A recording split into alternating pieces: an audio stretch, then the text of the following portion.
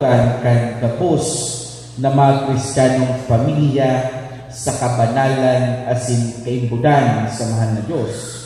Sigun sa ladawat kan Sagrada Familia, ang lambang Kristiyanong pamilya inaapod ng Diyos na maging simbahan sa harong, eskwelahan ning pagkamoot asin tanda ning paglaot. Mga tugutan po ninyo ako na maghiras manunungod sa tulong punto na ini. Enot, simbahan sa harong. Ang pinakasagit na unit kan society asin kan simbahan, iyo po ang familia. Kaya po ang familia inaakot na Ecclesia Domestica o simbahan sa harong. Ini po na ipapahiling sa pagsimbakan pamilya, sa pagdasal, asin sa mga gawe ng pagtubod sa mahal na Diyos. Alagad, mga tugang pirato ang minapasimbahan kada Domingo na kumpleto ang pamilya. Pamilya, ama, ina, asin aki. Mga tugang siring kay San Jose asin Santa Maria na tinara si Jesus sa templo sa Jerusalem asin tinukduan siya kan mga tradisyon kan sa indang pagtubod.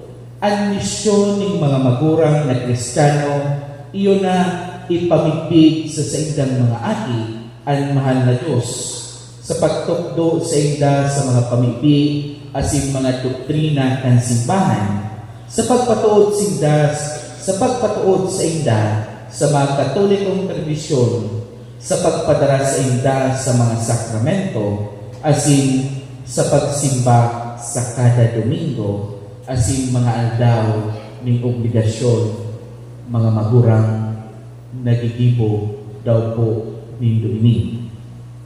Ikadua, eskwelahan ng pagkamoot.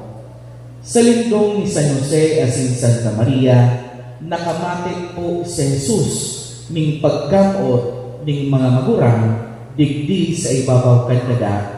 Si experience ning mga aki ning pagkamoot sa pamilya, nakakaarot sinda kung paano mamuot sa kapwa. Mahalaga po na matukduan sinda ning pagkamuot kan sa indang mga magurang. Siring po sa sinabi sa enot na babasahon, ang nagagalang sa ama, nag-iigno sa kasalan, asin ang nagpapamuraway sa ina, siring sa nagtitipon ning kayamanan. Matugang dapit sa pagkamuot, lalo na sa laog ning pamilya, iniman po nadamog niya to sa ikinuwang babasahon na sinurat ni San Pablo sa mga taga-Kolosas na ang sabi, magpatinios-tiosan asin magpatinawad-tawadan kung ang saro may hinanakit sa sarukman, kung paano ang kagurangnan nagpatawad sa inyo, siring man kamo sa ibabaw kay gabos ang pagkamot na iyo ang pugkos ning kagurangnan. Ikatulo, tanda ning paglaon. Mga tugang ngunyan po binuksan ni Pope Francis ang selebrasyon kan jubileo ning paglaon.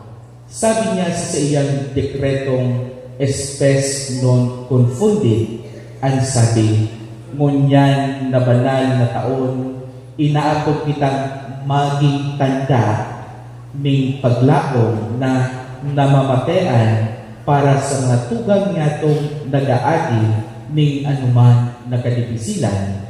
Mga tugang nasasabuhay po ini ning pamilya, enot sa pagiging bukas sa buhay, asin pagpadakula kay mga aki, asin sa pag-ataman sa mga gurang ng miyembro kan sa indang pamilya, sa paagi po kaini sinda nagiging tanda ning buhay na paglaom digdig sa ibabaw kan kinaban.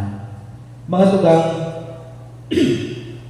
ang lambang pamilya, kaiba sa dakulang pamilya, kan kahalian kan Diyos. Kaya matang nabubuhay po kita digdig sa kinaban, asing nasisibot sa pangangangipo sa araw-aldaw. Mga tugang, ang lambang miyembro ng pamilya, inaapod na maging maimbot, asing magdanay sa maugmang paglao, asing pagdato kan sa tong paraligtas na si Jesucristo. Amen.